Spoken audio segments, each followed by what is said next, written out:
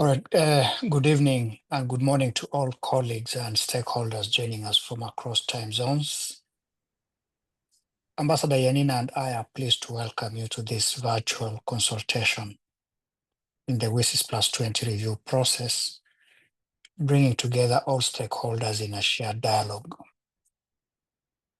Today's session follows the release of the zero draft of the WSIS+20 outcome document. Since its publication, we've received more than 90 written inputs from all stakeholders, which have been made publicly available on the WSIS+20 website. We thank all those who contributed for the substance and thoughtfulness of these submissions. This consultation provides an opportunity to reflect on the zero draft and to share perspectives that will guide the next iteration of the text. We look forward to hearing your insights on key themes, proposed actions, and institutional aspects of the WSIS framework. I now invite my co-facilitator, Ambassador Yanina, to offer brief remarks before we open the floor. Thank you, Ambassador Locale. I would like as well to join all participants and welcome them and extend also our appreciation for the written contributions that they have shared since we have released the zero draft. These consultations, as mentioned, will be held in 2 time slots to enable broad participation and provide an essential space for direct exchange among member states and all stakeholders. Today's interventions will focus on key thematics areas reflected in the zero draft. So I would like to invite speakers to address one or more of these themes as relevant to your perspectives. And would like also to ask you to keep your remarks concise, as all inputs will inform the preparations for the revised zero draft. And now, without further ado, I'd like to invite the Secretariat to share some rules about how we'll proceed during this session. Dennis? Yes, thank you, Ambassador. Just briefly, each speaker in the queue will have a maximum of 3 minutes, and we will have a timer for that. And microphones will be controlled by the Secretariat to ensure a smooth process. If your name is not on the speakers list and time permits, you may raise your hand to request the floor at the end of the session. And we also appreciate your written statements, which you can email to unga.wisisreview@wisis.org, and they will be made publicly available online on the session website. Over to you, Ambassador. Well, thank you, Ambassador Yanina. Thank you, Dennis. Before we open the floor, we would like to take a moment to acknowledge the sad passing of Mr. Peter Major, who played leading roles in the Commission on Science and Technology for Development, CSTD, among others serving as the chair of the CSTD Working Group on Data Governance and in the Internet Governance Forum, IGF. In honor of Mr. Peter Major's memory, let us observe a minute of silence.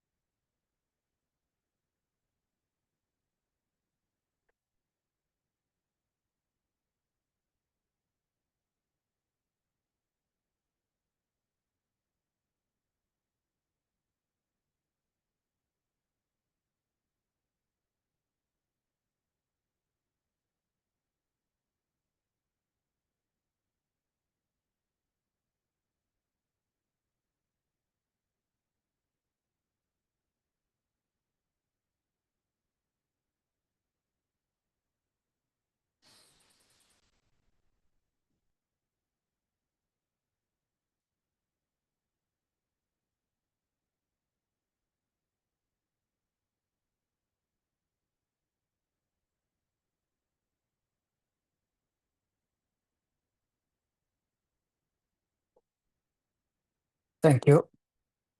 May Peter's soul rest in peace. So colleagues, I would now like to invite you to speak, and we shall handle this topic by topic. So we'll proceed from one topic, exhaust that, and then move on to the next. And without wasting time, I would now like to invite speakers before under the topic on bridging digital divides, capacity development, and human rights. And the first to start us off under this topic heading is Lavina Ramkinson from the African Union. Lavina Ramkinson, you have the floor.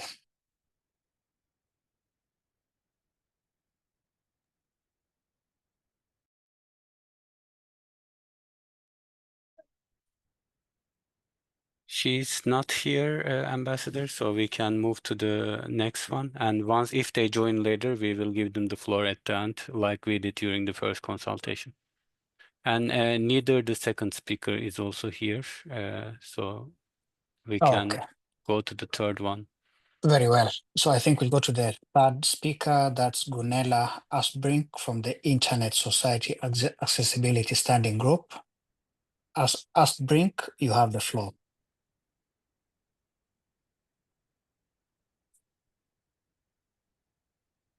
We are just promoting her as a panelist. Yeah.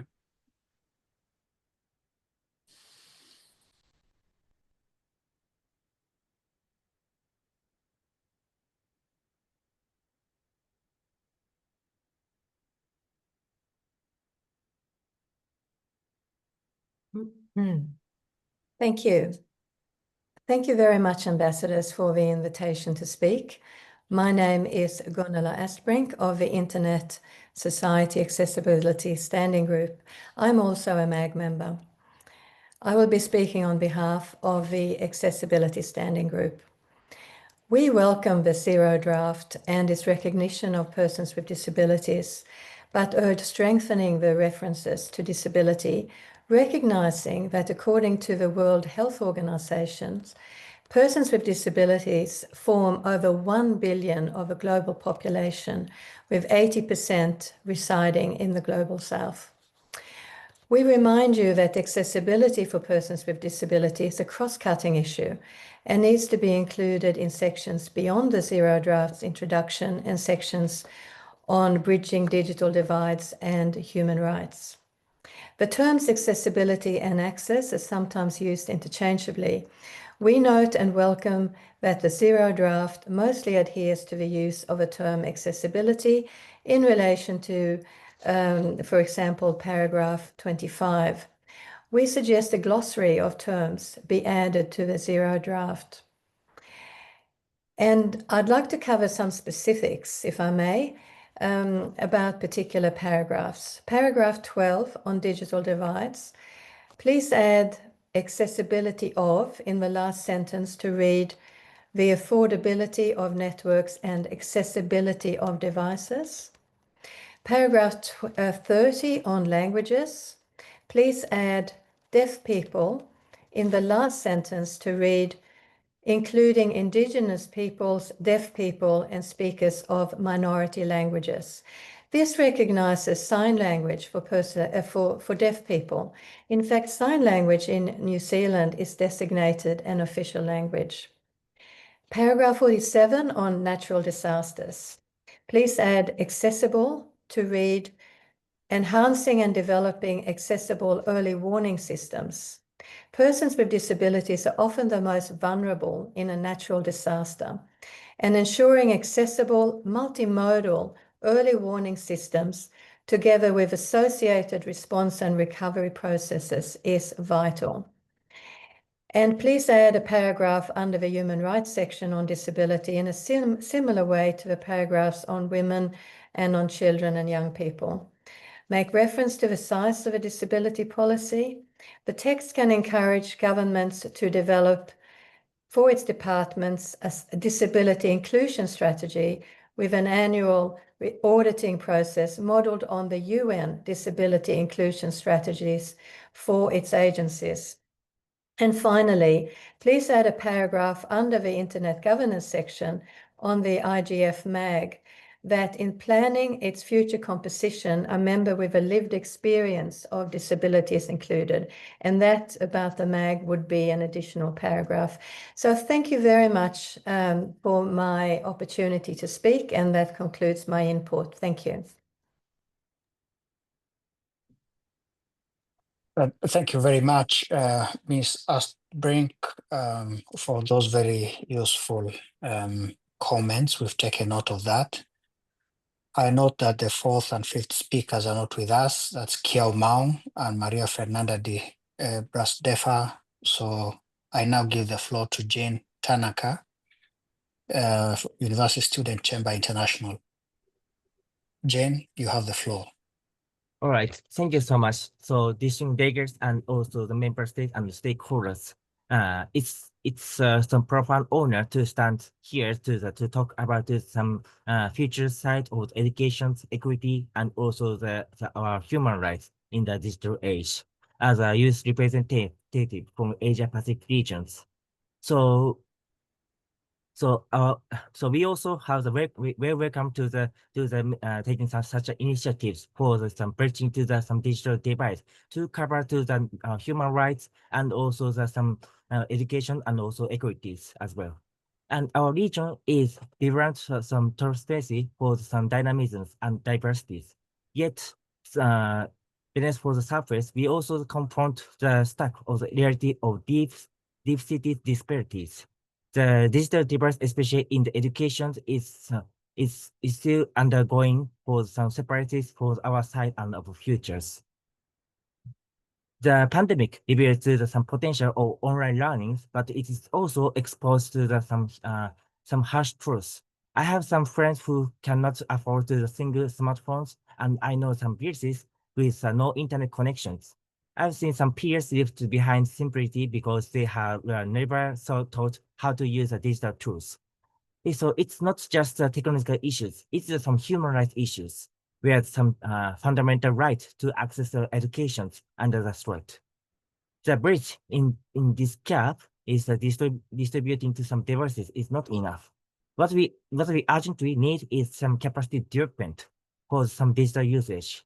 And we also come to the necessaries to use some skills to security evaluate some information to create and expose ourselves using some digital tools and to protect ourselves from some online risks as well. There are still some of the vital skills is our time. We, the youth, are not passionate for learners. We are active partners in some building our own futures.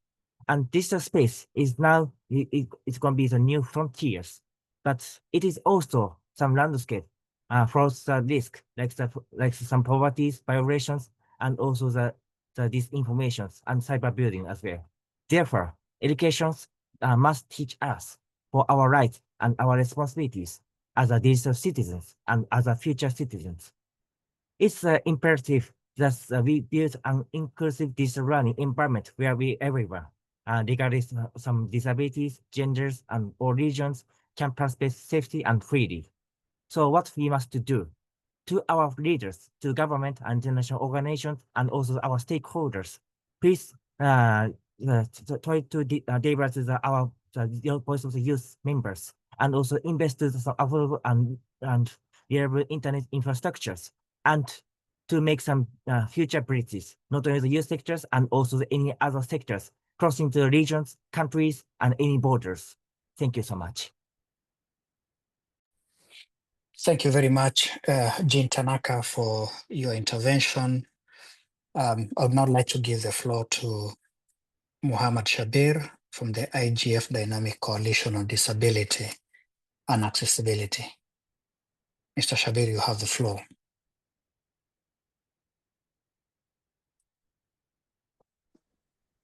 Thank you very much, Excellency. Excellencies, colleagues, ladies and gentlemen, thank you very much for the opportunity. I speak on behalf of the Internet Governance Forum's Dynamic Coalition on Accessibility and Disability, where I serve as a coordinator. Beyond the coordinator of DCAD, I address this August gathering and the zero draft, which has so kindly been presented to the community for comments, as an advocate, and beyond that, as a person who experienced, enjoyed, and benefited, as well as got frustrated from the potentials and inadequacies of the digital technologies that bring us today. Ladies and gentlemen, I refer to our earlier speaker who mentioned that there are persons with lived experience of disabilities in this world amounting to a number of over 1 billion. I am one of those who have lived experience of disabilities. With that context, I would like to comment on the draft zero. The formal comments on the specific paras and sections are already submitted, so I would not be reading those comments, but would like to share some of the thoughts that have gone behind those comments. And they are as follows. Number one, persons with lived experience of disabilities. And we are thankful to the excellencies who have mentioned so kindly United Nations Convention on the Rights of Persons with Disabilities in the draft zero. There are references to it, but we would like to move beyond the references and beyond checkboxes. We would like the draft zero to ensure that there are certain indicators of measuring that how persons with disabilities are being included in the digital environments, spaces, and how the platforms are being made accessible and usable for them. I would also like to note that disability is a transnational, transgender, transracial issue. It can catch because of natural causes.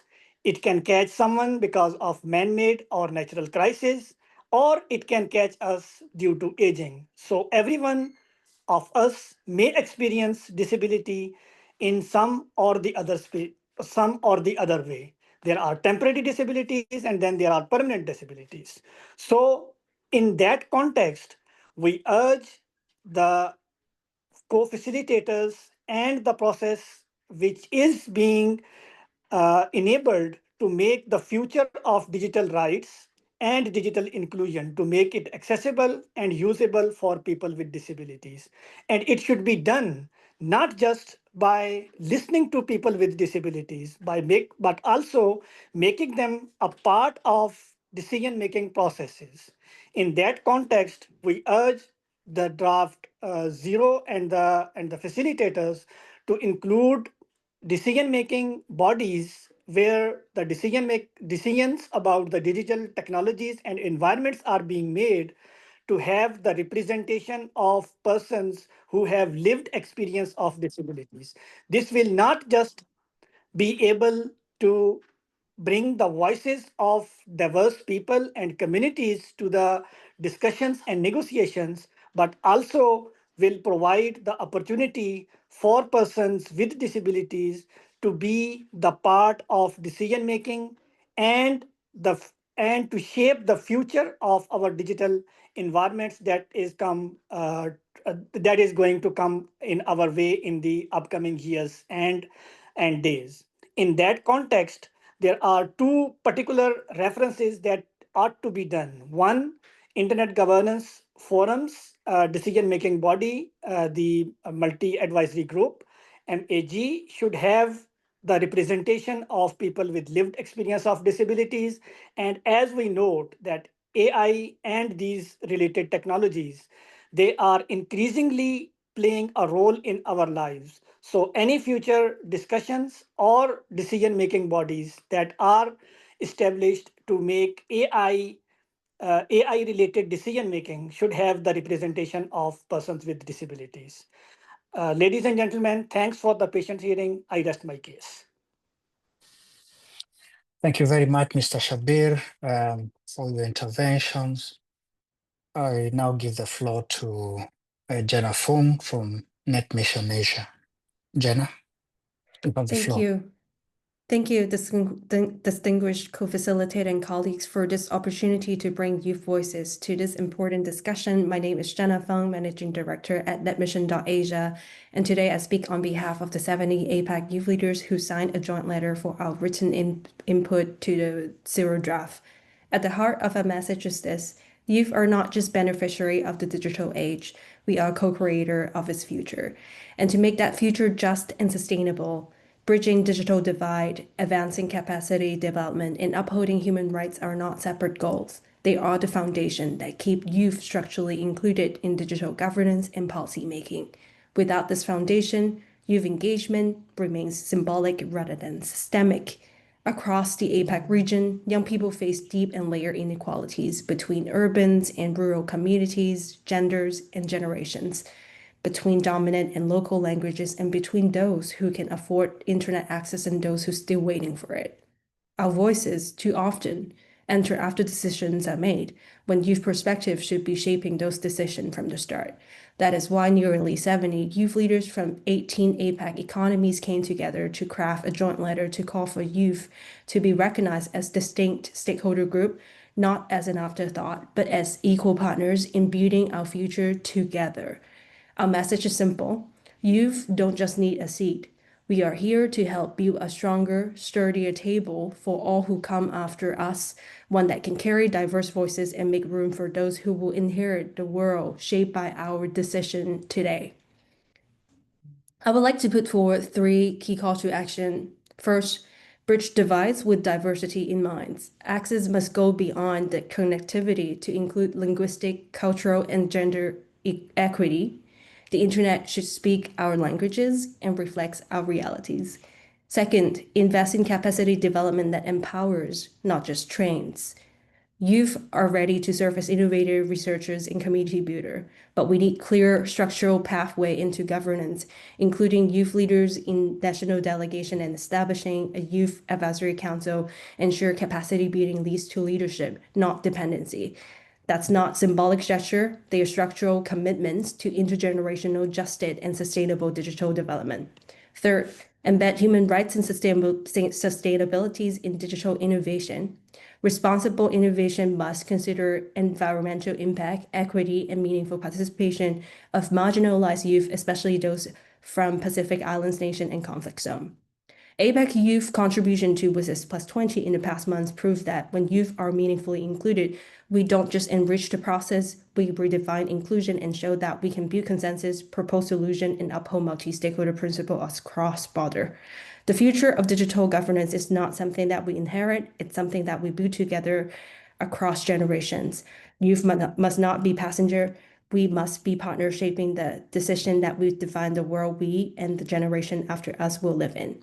Thank you once again, and we appreciate the opportunity to add our voice to this important conversation today.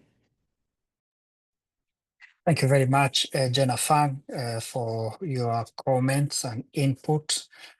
I think Sita Tonj from the Ministry of Post and Telecommunication of Cambodia, I think, has joined us. Sita, if you're here, please, you have the floor.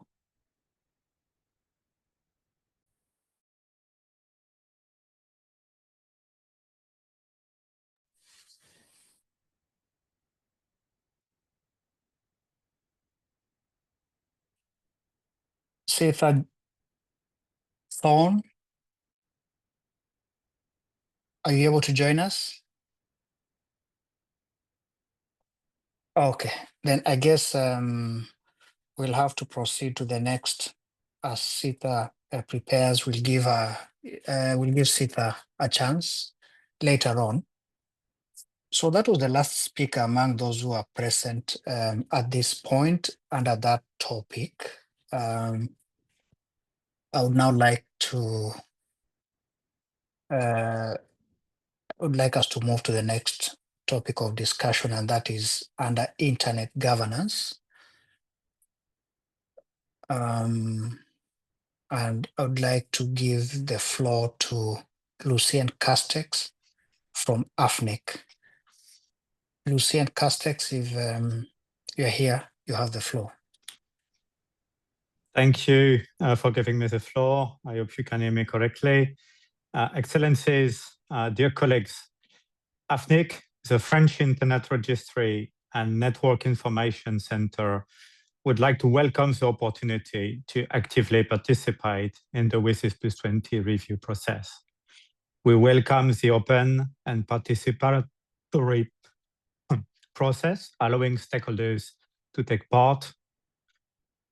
As negotiations draw near, we would recommend that the process remain open and continue to facilitate the participation of stakeholders as possible, adhering to principles of transparency and efficiency. We would like to draw your attention on two key points.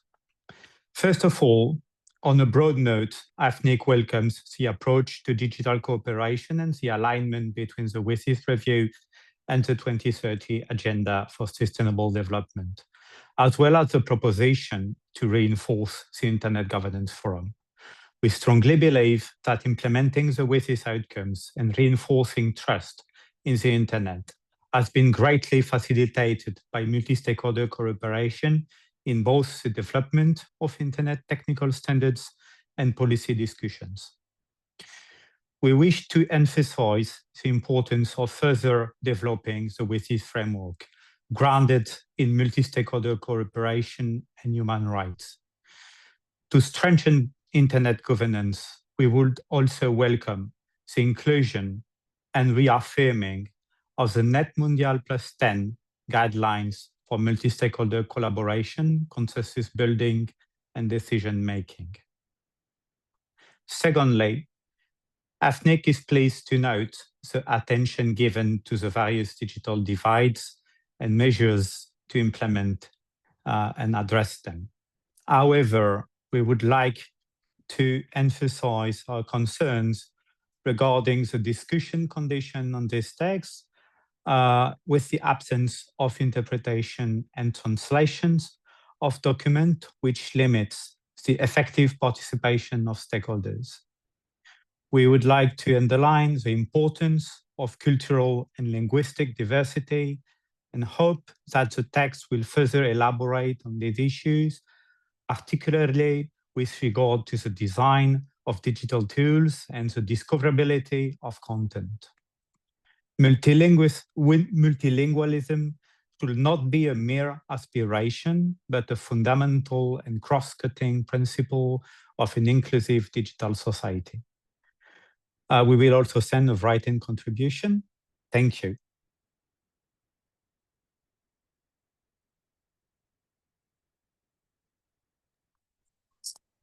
Thank you very much, Lucien Castex. I would now like to give the floor to Theo Thierry Luin from the Southeast Asia Youth IGF.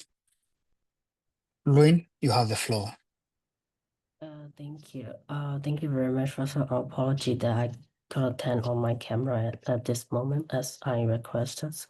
And it's my honor to speak today as a coordinator of the South Asia Internet Governance Forum, which is a regional, sub-regional initiative that closely align with the principles of Global Internet Governance Forum. We have been focused on the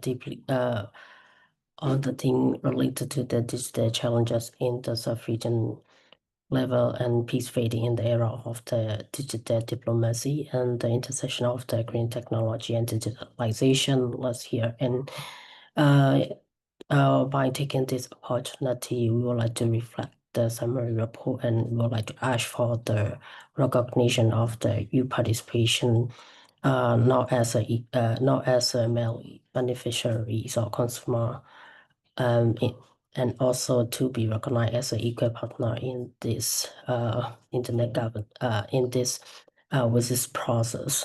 As even a speaker and participant have been called for reforming the governance structure to make sure more accessible, inclusive, and representative, as you are eager to contribute to the policy making. As Jennifer mentioned before, like we need the channel to that are transparent and participatory and truly multi-stakeholder experience by recognizing the U as a stakeholder at this moment. Also, in addition to that, in line with the WSIS+20 reaffirmation, we would like to echo again the recognition of the vital roles of the local, sub-regional, regional, and you initiated, which includes more than 170 national and regional IGF forward. With that, South Asia want geographically to contribute to this with process and through the regional discussion by ensuring the youth perspective from the South Asia to have to shape the global internet governance agenda. And lastly, we would like to remain committed to the advancing with this vision of the people-centered, inclusive, and development orientation information society. And we believe that by empowering youth, strengthening cooperation, and reinforcing the multi-stakeholder model, we can sustain the internet that remain open, global, and secure for all. Thank you. Thank you very much indeed for your inputs. I would now like to give the floor to Amat Pajaro Velasquez from ISOC, Colombia. Velasquez, you have the floor. Thank you very much. Hello, everyone. Esteemed colleagues and fellow stakeholders. The WSIS+20 Zero Draft document offers us a critical map of undercurrent and shows that must navigate through ports of digital inclusion and internet governance. We commend the immense effort that has shaped this draft, recognizing in his pages a firm commitment to a people-centered, inclusive, and development-oriented digital world, built on essential principles of multi-stakeholder cooperation and respect for human rights. However, a roadmap, no matter how well-intentioned, is only the first step. The draft speaks eloquently of bridging digital divides, yet the vision of inclusion at times feels like a distant shore obscured by mist, like an island that remains on map of official charts. There exists an archipelago of communities that the draft barely acknowledge. For example, who are these communities that are queried or mentioned in the WSIS+20 documents as marginalized communities? For me, they are the individual experiences homelessness, the informal and rural workers who are the bedrock of our communities or economies, the migrant and the refugees seeking a foothold in a new world. To invite them into the complex chambers of internet governance, we must first build a pathway they can walk. We cannot simply open the door to a library for those whose immediate needs are for shelter and sustenance. We must integrate the digital world future into the fabric of their present reality. Furthermore, our roadmap color palette for gender remains binary. The draft gender vision remains trapped in binary coordinates, like a navigation system that only recognizes north and south, ignoring the multiple dimensions of the human landscape. In a world that increasingly understands and embraces a wide spectrum of gender identities and expression, this limited view is an architectural flaw. Contemporary gender theories and the lived realities of individuals whose expression transcend the traditional categories remain like unnamed constellation in the night sky of digital policies, shining but not forming part of official guiding systems. We are attempting to bring a bright and a global rainbow with only two colors, leaving countless individuals and realities unseen. This brings us to the future inhabitants of this structure, or you. You barely appears in this document beyond the beginning, when in the reality they constitute the native population of the digital ecosystem. We are attempting to administrate. We are charting a course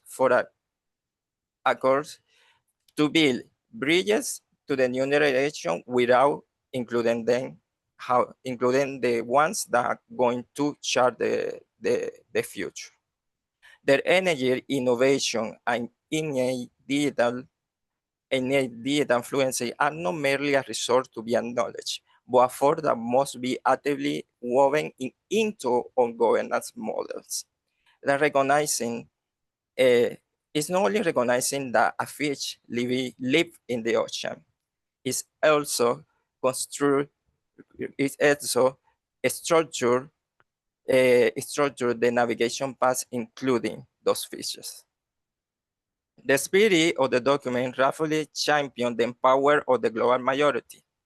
Yet the language sometimes framed this empowerment as a project to be promoted from the global north, rather than a capacity to be unlocked with the global south.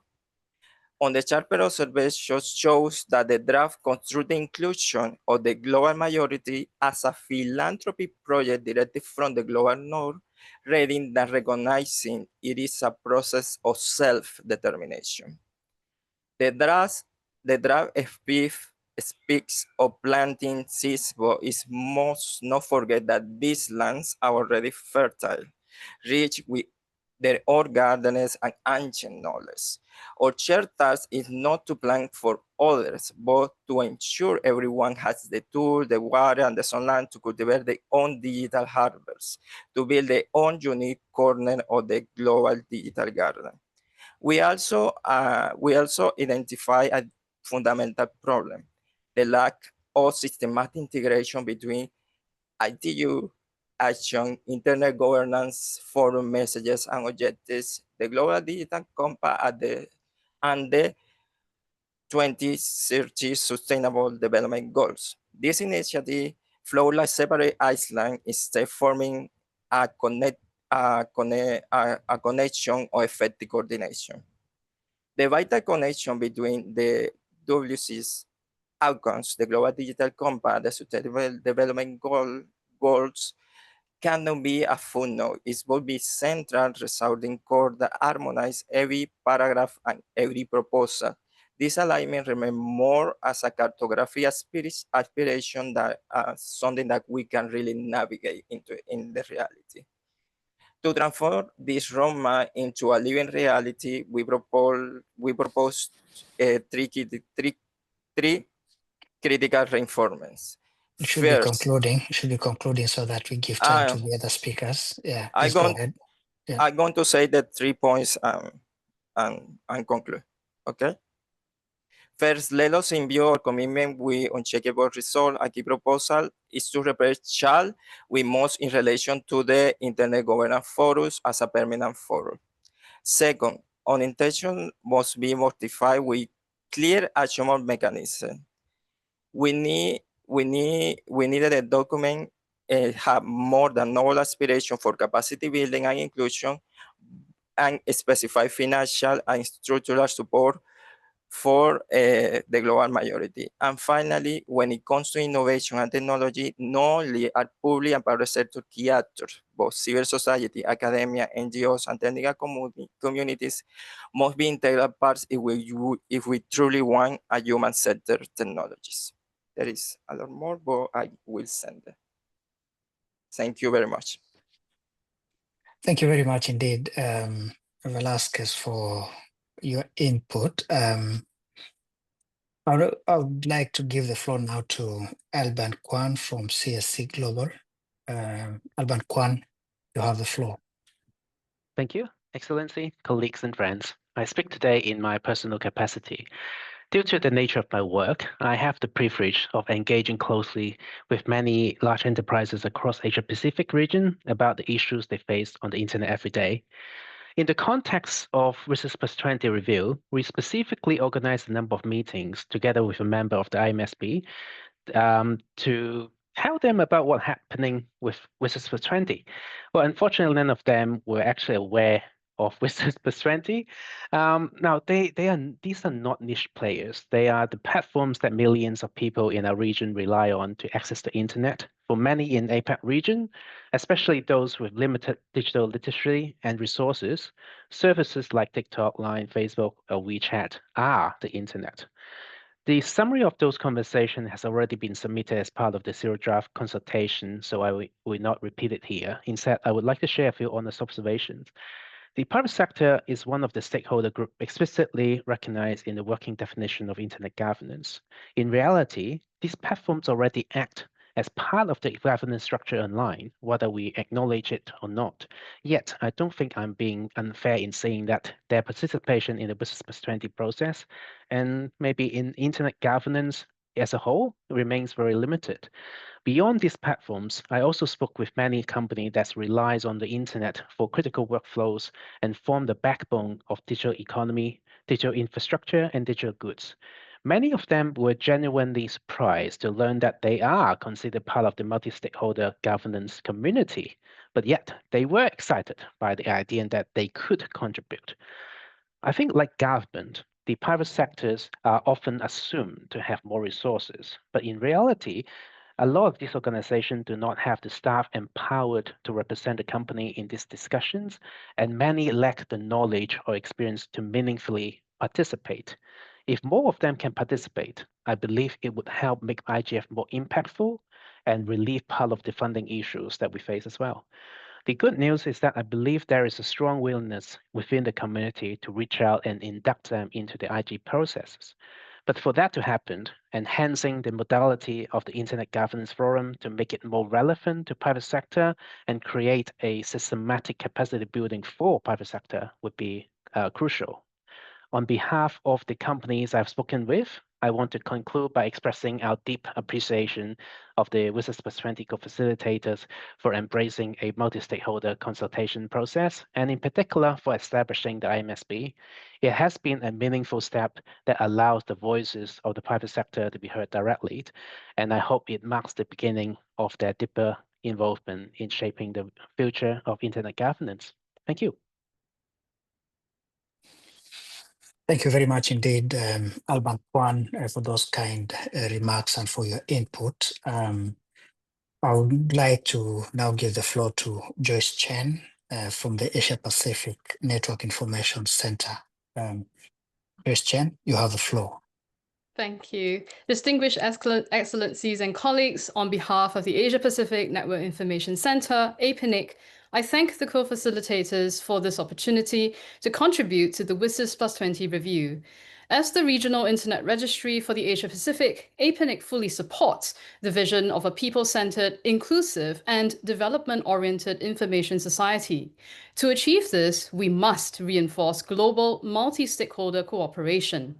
Only by working together can we safeguard an internet that is open, secure, and interoperable. We therefore urge this process to grant the Internet Governance Forum, the IGF, a permanent mandate and ensure it is sustainably resourced. For nearly 2 decades, the IGF has enabled governments, the private sector, civil society, the technical community, and academia to collaborate on an equal footing. Its stability is vital to preserving the open governance model that underpins the Internet's success. Regional and national IGFs and youth initiatives must also continue to be recognized and supported. Bridging the digital divide remains urgent. While infrastructure has grown, gaps persist in affordability, digital literacy, and equitable access. Large-scale IPv6 deployment is critical to connecting billions of new users and devices. Without IPv6, developing regions face higher costs and barriers to innovation. We also call for support for community-driven infrastructure and internet exchange points, which make the internet more affordable, resilient, and locally relevant. Finally, capacity building must go beyond digital literacy to include technical expertise. In the Asia-Pacific, diverse economies and geographies mean many communities still require technical skills and resources to participate fully in the digital age. APNIC invests in training and community empowerment on IPv6, routing security, and network operations. Capacity development should be treated as a long-term investment, with particular focus on least developed and developing economies, small island states, and remote communities. Excellencies, we call on all stakeholders to act boldly, enshrine the IGF's permanency, accelerate IPv6 deployment, invest in local infrastructure, and prioritize technical capacity building. Together, we can ensure an internet that truly serves all humanity. Thank you. Thank you very much indeed, Joyce Chen, for your input. I would now like to give the floor to Ashwad Tripathi from Asia Pacific as well. Tripathi, you have the floor.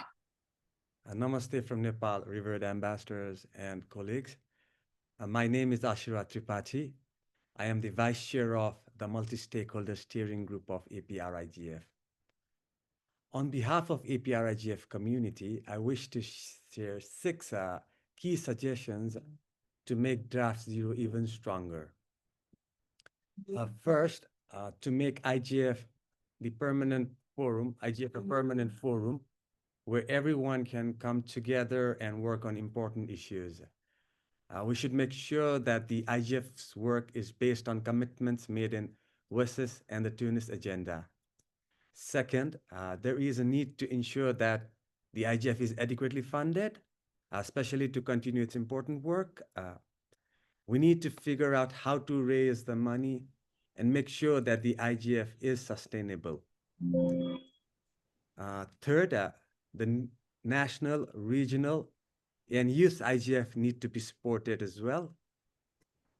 Fourth, it's really important that everyone feels included and heard.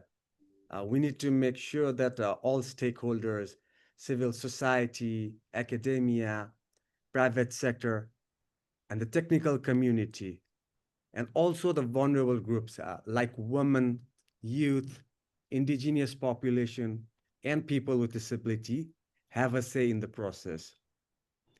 Fifth, the power imbalances between countries need to be addressed so that the voices of the global majority are heard in the multi-stakeholder discussions, especially when it comes to enforcement of digital rights. And sixth, there is a need to focus on building skills and knowledge of people for them to participate fully in the IGF. We should give special attention to helping people from the global south and underrepresented groups to get involved in the process. Your Excellency, our collective vision is to secure IGF's future as a permanent, legitimate institution. Concurrently, we want to champion clearer, more equitable, and sustainable outcomes, ensuring that the forum is truly accessible to all, especially those whose voices have been historically excluded. That would be my intervention on behalf of APRIGF community. I thank you so much for giving me this opportunity to put in the community voices. Thank you so much. Namaste. Namaste. Thank you, Ashwad Tripathi, for your intervention. I think that was the last speaker under the topic on internet governance. I think I'd like to invite my colleague, Ambassador Yanina, to take us through the rest of the topics. Ambassador Yanina. Thank you, Ambassador Locale. And under other topics, I would like to invite Marina Meira from Derechos Digitales to address us. Marina, the floor is yours. Thank you, Ambassador. I speak on behalf of Derechos Digitales, a Latin American civil society organization, part of the Global Digital Justice Forum, the WSIS Coalition, and the Gender and Digital Coalition. My intervention focuses on one thematic and two cross-cutting priorities that we believe are essential to strengthen the zero draft and ensure that the WSIS+20 provides an operationable, accountable framework to deliver a rights-based and inclusive digital future: artificial intelligence, gender equality, and corporate accountability. So first, on AI, we welcome the attention given in the zero draft, but call for stronger rights-based language. AI governance must ensure that human rights and fundamental freedoms are respected and protected throughout the entire life cycle of AI systems, and that no system incompatible with international human rights law is deployed. The text should also affirm digital sovereignty and the right to development, allowing all countries to shape their own regulatory frameworks while upholding public value and inclusion. We urge member states to include mandatory impact assessments, transparency, and reporting on serious AI incidents. Second, on gender. While we believe that the ideal approach would be to establish a dedicated action line on gender equality, if action lines are not reopened, it is crucial to ensure effective gender mainstreaming across all of them, going further than what is now foreseen in paragraph 131. This means integrating gender perspectives in areas such as data governance, AI, capacity building, and digital inclusion, not treating gender as an isolated or optional issue, nor as a matter restricted to women and girls. Gender equality must be incorporated from an intersectional approach and operationalized through measurable indicators, reporting mechanisms, mandated gender impact assessments for ICT and AI policies, and participation of gender diverse stakeholders in implementation and review processes. We also call on the recognition that addressing technology-facilitated gender-based violence is essential to digital development. We need survivor-centered, proportionate, and rights-based measures that make online spaces safe and enabling for all. Third, on corporate accountability. We strongly support paragraph 83 of the Zero Draft, but urge its expansion to include accountability for non-compliance with the UN Guiding Principles on Business and Human Rights. Private sector actors hold immense power on internet dynamics, in some cases even larger than global South states. They must be held responsible for algorithmic discrimination, online harms, and failures to provide access to remedy. States should commit to mandatory human rights due diligence for technology companies and to ensure independent oversight and effective redress for rights violations perpetrated by them. Thank you. Thank you, Marina. Now I would like to invite Mr. Muad Al-Rumai from Communications, Space and Technology Commission of the Kingdom of Saudi Arabia. Mr. Muad, the floor is yours. Thank you so much, Your Excellency. Good morning, good day, good evening to all colleagues. First of all, let us, express our deeply saddened by the passing of Mr. Peter Major, whose contribution and legacy will be remembered. We also express our deepest condolences to his beloved ones. I thank you again, Your Excellency, for preparing this zero draft. And I would like to address a couple or maybe several points in this version. As many said, there is huge need to harmonize between the WSIS outcome and the Global Digital Compact. And we would like to emphasize on the role of the specialized United Nations agencies in delivering the WSIS outcomes and the GDC. And as we all know, many of these outcomes, the WSIS outcomes, have been achieved. However, several components of the action lines remain only partially implemented. And I can give an example of Tunis Agenda, paragraph 69, on enhanced cooperation. So more focus, more initiative should be, elaborated, discussed to make sure all the WSIS outcomes, especially when it comes to the internet governance, are implemented.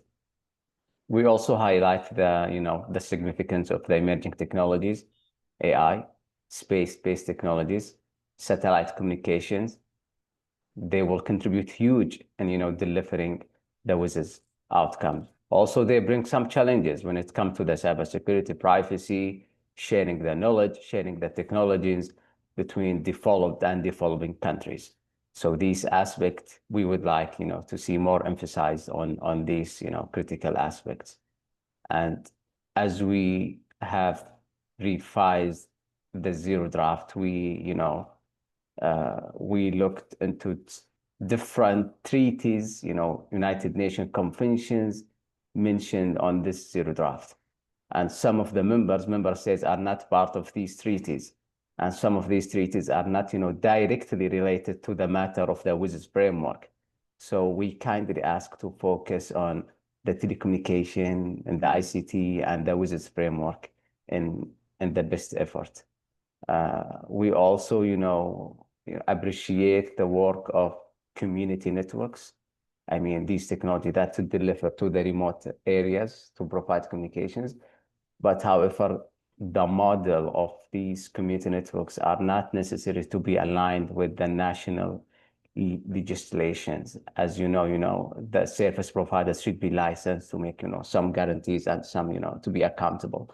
So we would like, to replace the terminology of community networks. So these are, in essence, our, points, and we will send it in writing, and we hope to be available in the website. I thank you so much.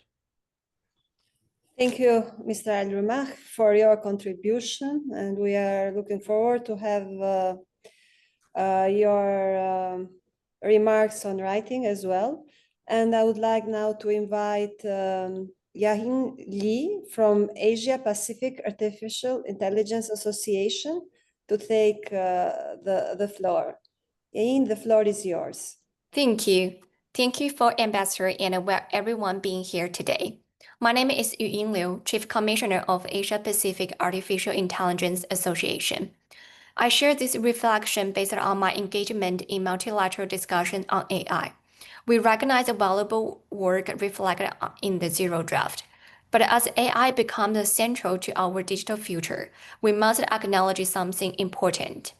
AI is changing not only our tools, but the logic of development and security itself.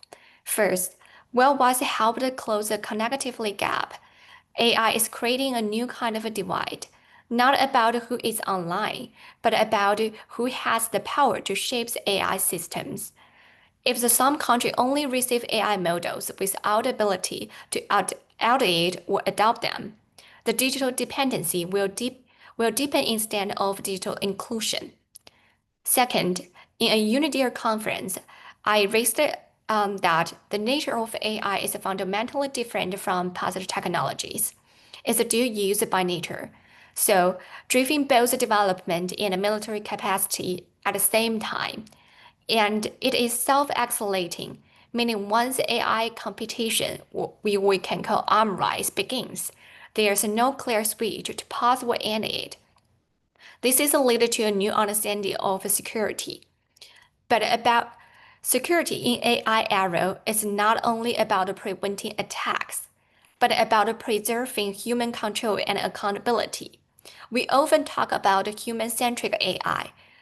Then we should be talking about human-responsible AI, where responsibility can always trace back to human decisions. Third, we welcome capacity building efforts, but capacity alone is not enough. If countries lack access to core AI infrastructure, computer power, dataset, and transparent models, in this spirit, we encourage explore a voluntary UN-facilitated mechanism to support shared access to trusted AI resources, not as assistance, but as a platform for mutual dignity and equity participation. In approaching AI governance, security should not become a justification for technology exclusion, and the development pathway should be designed to avoid structural dependency. Thank you for everyone. Thank you, Yuyin, for your contribution. I would like now to invite Avri Doria from Technicalities to take the floor. Avri, the floor is yours. Thank you very much for allowing me to come speak on this. This comment relates specifically to paragraph 104 and to the topic of roles and responsibilities. The roles and responsibilities as indicated in the Zero paper relate to an understanding of the internet as it was 20 years ago. They do not reflect the roles and responsibilities as they have developed over the two decades since Tunis. As we begin to apply governance criteria to new areas such as data governance, AI governance, or the governance of other emerging areas, we will find them becoming less and less relevant. The roles and responsibilities as laid out in paragraph 35 of the Tunis Agenda miss the fundamental aspects of roles and responsibilities of the issues we face today. At the time of the Tunis Agenda, it almost made sense to talk about 3 or 4 stakeholder types, each having a distinct set of non-overlapping roles and responsibilities. Now we find that roles and responsibilities are often shared by several stakeholder groups. Additionally, as processes and projects get more complicated, it turns out that roles and responsibilities often change depending upon the phase of a project or the circumstances of a process. Determining roles and responsibilities in 2025 is far more complicated than the view held 20 years ago. Understanding the historical importance of the Tunis Agenda and of this paragraph, one that has been the focus of many extensive discussions over the years, I do not suggest removing it as a reference. Instead, I suggest modifying paragraph 104 of the Zero paper to read as follows.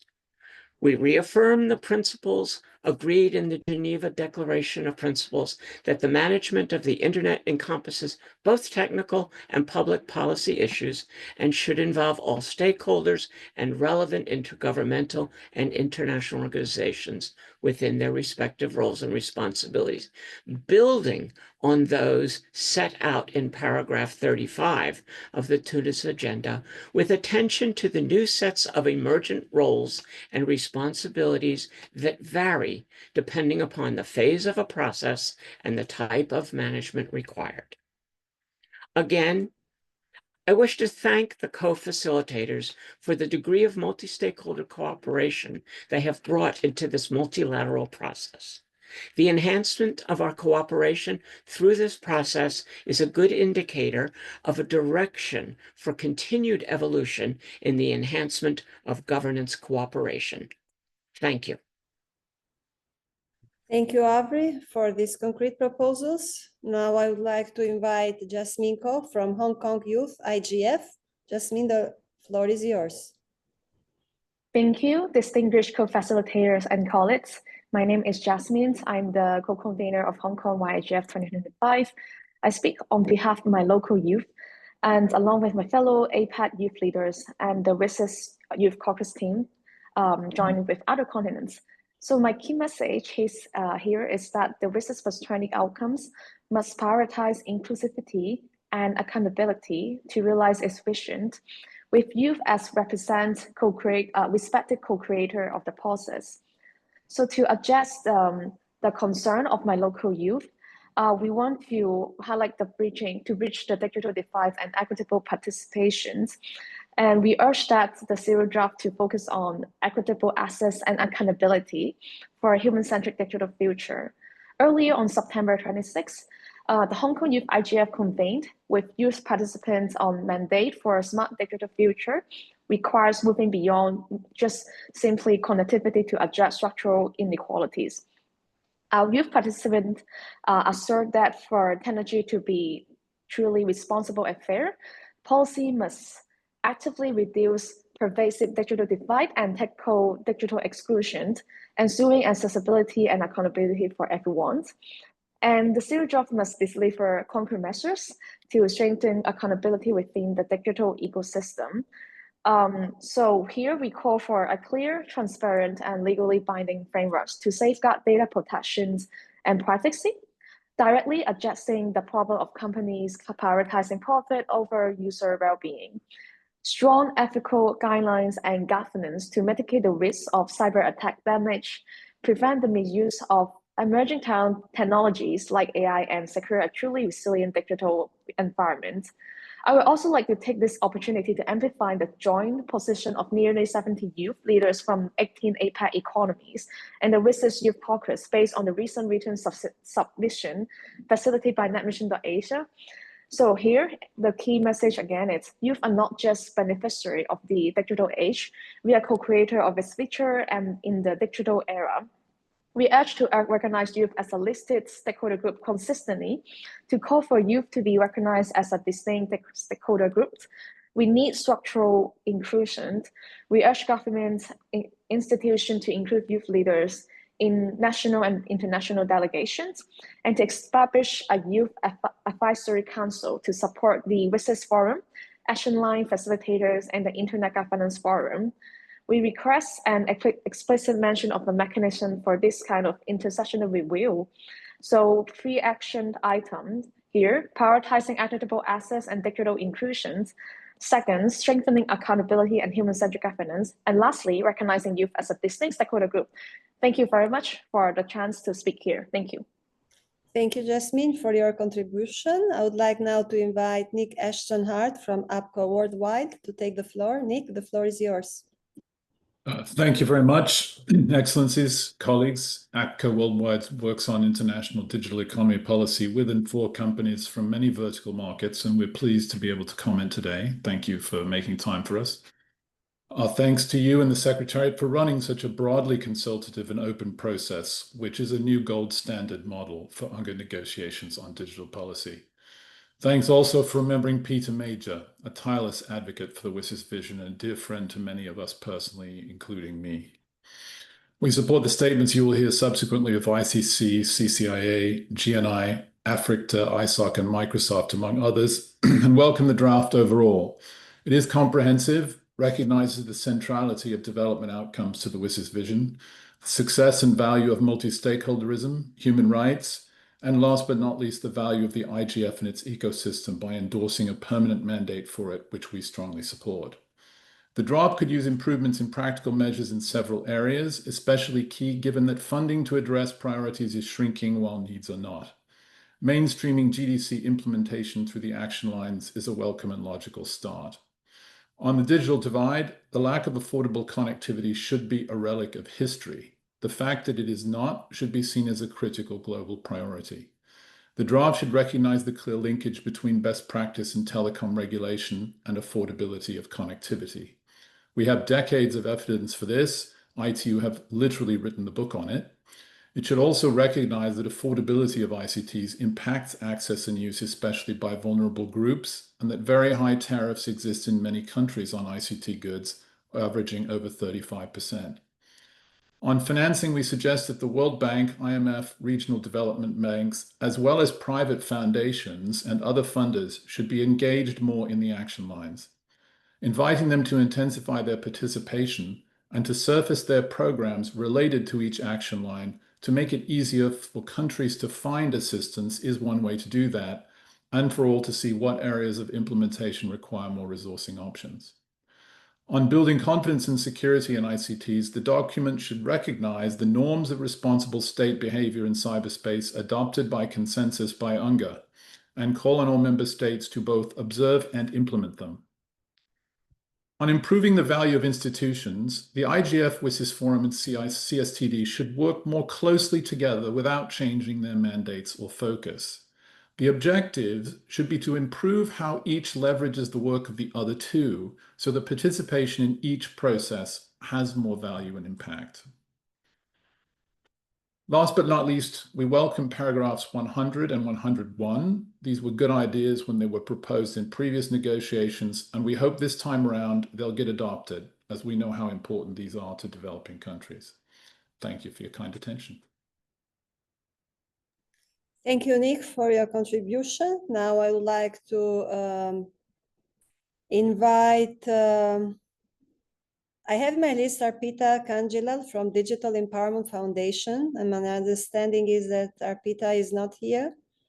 So we continue with the next one on the list. Adebunmi Akimbo from DNS Africa Media and Communication, which who is not here, as I understand. So I'd like to call Maria Bolshakova from Regional Commonwealth in the field of communications. Like to know if Maria is Yes, I'm here. online. Maria, please, you have the floor. Yeah. Your Excellencies, good morning, good day, good evening for all the colleagues. I believe that we all are so focused here today, and thank you for all the interventions made before. Apologies for not being able to connect with my camera. I have pretty poor connection, but hopefully you hear my voice. So the Regional Commonwealth in the field of communications, we are interstate coordinating body in the field of communications and informatizations, and we serve as a platform for discussing priority tasks and practical solutions in ICT-related issues at national levels and international arena, and we promote our coordinated position of the countries of Commonwealth of Independent States to the ITU and Universal Postal Union and other organizations. So in November last year, we started our preparations that resulted in the RCC declaration on WSIS+20 that is now joined by 40 parties. So the declaration has been submitted as the written input to the elements paper for WSIS+20. And now it's also published on UNDESA website. I think that our document can also serve as a source of inspiration for the zero draft, and I will shortly focus on key areas of our actions pictured in the declaration. Its development of accessible and secure telecommunication infrastructure, its integration of new technologies, ensuring cybersecurity, protection of personal data, coordination of efforts between all the stakeholders, support for developing countries, bridging the digital divide, financial support mechanisms, building an inclusive digital space, ensuring security in using ICTs, promoting environmental sustainability, supporting small and medium businesses, protecting cultural and lingual diversity. So the document emphasizes the human-centered approach to technology development, the importance of responsible state behavior in the ICT, the need for cooperating between the stakeholders, and the necessity to consider the interest of developing countries as top priority. So in general, in our document, we reiterate commitment to the provisions and principles set out in Geneva Declaration of Principles and the Tunis Agenda, and support continuation of IGF and WSIS Forum. The document advocates also against the practice of adopting more and more simpler documents and calls for focusing on the implementation of already agreed documents, noting the necessity to increase the level of coordination of efforts between the New York and Geneva headquarters in initiating and implementing such kind of processes. And also, please give me 30 more seconds. We also believe that responsible behavior by states in the use of ICTs will become very important in future years. And for the general comments for zero draft, we would like to suggest explicitly reaffirm the provenance and ITU's convene and coordinating mandate for WSIS follow-up. The alignment with the Global Digital Compact should build upon rather than supersede the WSIS outcome documents and corresponding QNJ and ECOSOC resolutions, and the focus of on the achievements made and areas for further work, in line with the contents of the WSIS outcome documents with equal treatment of the Tunis agenda, and to also reflect on some of the comments made. To conclude with, when it comes to the roles and responsibilities, it's crucial to understand and remember that they differ for different stakeholder groups, as they all have rights, but not all of them have responsibility to people to fulfill the high-level agreements. Thank you very much for giving me the floor. Thank you, Maria, for your contribution. Now I would like to invite Shraddhanjali Sarma from Cyber Safe Association of India. Shraddhanjali, the floor is yours. Thank you. Thank you so much for this opportunity. I'm Shraddhanjali, and I'll be speaking on behalf of CCAOI, a civil society organization from India. At the outset, we would like to commend the Zero Draft for grounding itself in continuity by reaffirming the Geneva Declaration, the Tunis Agenda, and subsequent UN resolutions, including the Global Digital Compact. This continuity reflects a strong commitment to multi-stakeholderism, meaningful cooperation, human rights, and a development-oriented approach. However, we are concerned that paragraph 83 of the draft leans too heavily on voluntary cooperation without establishing a clear framework for accountability. While it calls on the private sector to respect human rights, it doesn't set out how compliance will be monitored or enforced. To strengthen this, the paragraph could require not merely encouraging the private sector and other stakeholders, but to integrate respect for human rights throughout the entire life cycle of emerging tech. Member states should establish independent oversight bodies at national or regional levels to monitor compliance, investigate abuses, and apply penalties wherever necessary. We also note that paragraph 4, 5, and 35 rightly acknowledge the challenges faced by developing countries, yet these provisions do not sufficiently address the deep power imbalances that continue to limit meaningful participation. True inclusivity requires more than open invitations. It requires redistribution. Mechanism for technology transfer, capacity building, and equitable representation in decision-making spaces are crucial so that the global south can participate on an equal footing and share fairly in the benefits of digital cooperation. Finally, paragraph 115's recognition of the IGF as a permanent UN forum is a major step forward. However, the draft should clarify how the IGF will coordinate with the other UN digital cooperation structures. To avoid duplication and ensure coherence, the text should explicitly state that the IGF will serve as a permanent inclusive platform, working in structured coordination with these frameworks to advance shared goals of inclusion, equity, and accountability. In conclusion, WSIS must go beyond voluntary commitments. It must embed accountability, address systemic inequities, strengthen coordination within the UN digital governance framework. Only then we can ensure a digital future that is inclusive, fair, and right-respecting for all. Thank you. Thank you, Shraddhanjali, for your contribution. Now, on the list, I have Sorena Sefa from UN Economic Commission for Africa, who I understand is not connected. So I would like now to invite Mr. Bazlur Rahman from Bangladesh NGOs Network for Radio and Communication. Mr. Bazlur, the floor is yours. Your Excellency, Bangladesh NGOs Network for Radio and Communication, the Bangladesh Internet Governance Forum, and the Pact for the Future Bangladesh CSO initiative has advocated for the implementation of the World Summit on the Information Society and the IGF agenda in Bangladesh. Your Excellency, the current version of the Zero Draft of WSIS+20 reflect considerable progress in addressing many of the issues raised during previous consultation. We appreciate this advancement and believe it is essential to preserve key language in the outcome document. I must thank you, both of you. We wholeheartedly support the submission by the Global Forum for Media Development, GFMD, the Global Digital Rights Coalition for WSIS, and the Global Digital Justice Forum. Together, this perspective form the strong foundation for our ongoing dialogue about the Zero Draft all over the world.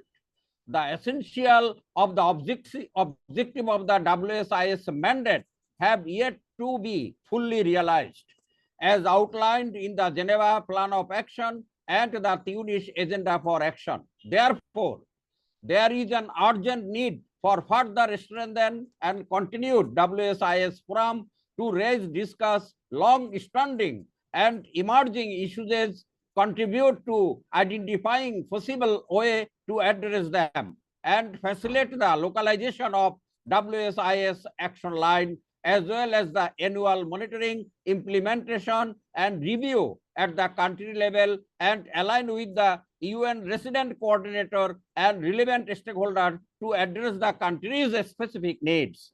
What is urgently needed is a permanent, reinforced, and even more inclusive WSIS and IGF with sustainable funding at the both at the Secretariat and country level. We urgently need your attention to this matter. I appreciate your consideration. Thank you, honorable co-facilitators. Thank you, Mr. Bazlur, for your contribution. And now I would like to invite Sofia Langui from Wikimedia Foundation. Sofia, the floor is yours. Thank you very much for giving me the floor, Your Excellency. On behalf of Wikimedia Germany, an NGO with over 113,000 members, we thank the co-facilitators for facilitating such an inclusive and transparent process. As part of the global Wikimedia movement, we welcome the opportunity to comment on the Zero Draft. Hence, we endorse the 10 steps to strengthen stakeholder engagement in the WSIS+20 intergovernmental phase. We welcome the recognition of digital public goods in paragraph 20. Wikipedia is officially recognized as a digital public good, serving humanity and contributing to the common good around the world. We appreciate the mentioning of multilingualism and digital divides in paragraphs 28 to 31. Wikipedia exists in over 300 language versions, provides knowledge across regions. The strong language on human rights in paragraph 77 to 93 must also be preserved. We also highly welcome the decision for a permanent Internet Governance Forum in paragraph 115. We support the decision to make the IGF permanent and value the emphasis on its intersessional work and national, regional, and youth initiatives. Areas for improvement from our perspectives are: we would like to explicitly mention knowledge commons as essential infrastructure for equitable access to knowledge. This language would exemplify how open licensing, volunteer work, and digital infrastructure contribute to the vision of WSIS. We also recommend the strengthening of Action Line C3 by evolving it into an action line on access to information, knowledge, and digital commons. We hope for the recognition that volunteers and knowledge communities are stakeholders in their own right and require meaningful access to policy processes. To build legitimacy, however, WSIS+20 must ensure that stakeholder contributions are integrated transparently into clear follow-ups, avoiding the pitfalls of fragmentation through parallel UN processes. We reiterate our call for clear accountability mechanisms and timelines, including sustainable funding for underrepresented groups and volunteers. To conclude, the Zero Draft provides a strong foundation. To fully realize the vision of WSIS and the information society, we hope that you explicitly recognize knowledge commons, safeguard the multi-stakeholder approach, but also ensure that multiple UN institutions remain involved in the process, preserve and operationalize strong human rights protections, and also embed accountability mechanisms, transparency, and follow-up into this process. Thank you very much. Thank you, Sophia, for your contribution. And now, last but not least, it's time for our informal multi-stakeholder sounding board to present the input on the Zero Draft. I would like to invite Jennifer Chung to present this input. Jennifer, the floor is yours. Thank you very much, Excellencies, and thank you for this continuing of a very diverse, very inclusive process. The informal multi-stakeholder sounding board has endeavored to join as many community-led, stakeholder-led consultations and engagements as possible to listen, to understand perspectives from a whole range of these stakeholder groups and communities. We commend the Zero Draft's transparent and inclusive approach, notably, of course, the engagement of co-facilitators with all of the stakeholders, and we also urge the openness to continue throughout the negotiations. We recommend that all preparatory meetings be open to non-governmental stakeholders with transcript published and also minimal closed-door discussions as necessary. The IMSB welcomes the alignment of the WSIS review with the 2030 Agenda for Sustainable Development and also the Pact of the Future, of course, also the GDC. We appreciate the reaffirmation of foundational WSIS documents. And the recognition of multi-stakeholder cooperation as a core value is very essential to advancing WSIS outcomes, WSIS goals, and should be strengthened throughout its implementation plans. We welcome very much the acknowledgement of the diverse stakeholder roles, governments, civil society, private sector, academia, and the technical community, and the importance of coordination among them. So we very much welcome the draft's call to avoid duplication and leverage existing institutions, remaining technology neutral, especially when addressing AI and emerging technologies. We support the rights-based approach embedded in this draft, including the role of OHCHR to mainstream human rights across digital governance. We also commend the attention to gender gaps, rural-urban disparities, and accessibility for marginalized groups. We need to have to focus on affordability, digital literacy, and local multilingual content. We support creating an environment, enabling environment for innovation, digital skills, fair competition, and trust in the digital economy. And most importantly, sustainable and predictable funding is seen as essential for WSIS implementation, along with strengthening the WSIS framework, potentially through an enhanced IGF and CSTD roles, perhaps a WSIS help desk, and coordination through GDC implementation.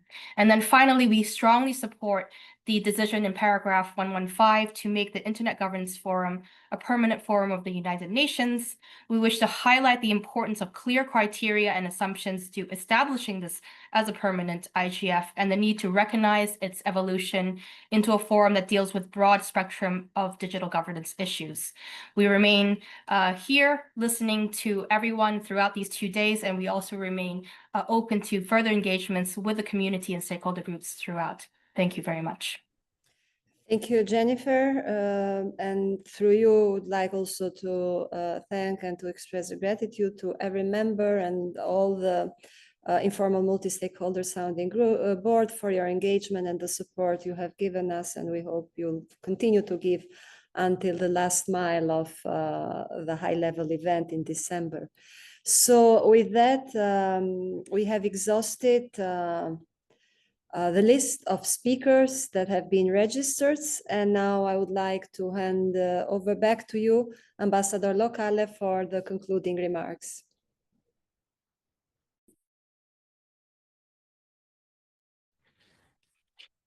Thank you. Thank you very much, Ambassador Yanina. Let me also join you in thanking all the participants for your active engagement and substantive interventions. Your feedback today will be instrumental in shaping the next version of the WSIS+20 outcome document. Together with the more than 90 submissions, these oral contributions will guide refinement of the zero draft. On my part, let me thank everyone who took time to join us in this session. Also, special mention should go to the informal multi-stakeholder sounding board, who have done a phenomenal job in channeling the views and comments from all stakeholders, and to thank you and look forward to engaging with you in tomorrow's session. And as Ambassador Yanina said, we look forward to completing the last mile with all of you so that we have a document that we can all identify with. I thank you very much indeed. Thank you, Ambassador Locale. If I may also join you in thanking all participants for their thoughtful and constructive engagement this session. Your perspectives, of course, continue to strengthen this multi-stakeholder process and help ensure that WSIS+20 document reflects our shared priorities and ambitions. We are looking forward to continuing this dialogue with you in the coming weeks. And I ask now the Secretariat if there is any other element that we need to discuss, or we should conclude this meeting for this session and continue it tomorrow morning with New York time and other time zones again. So with this, Dennis, we can conclude the meeting. Thank you, everyone. Thanking everyone for the participation and engagement. Thank you. Yes, thank you, Ambassador. We'll continue tomorrow at 10 a.m. EST.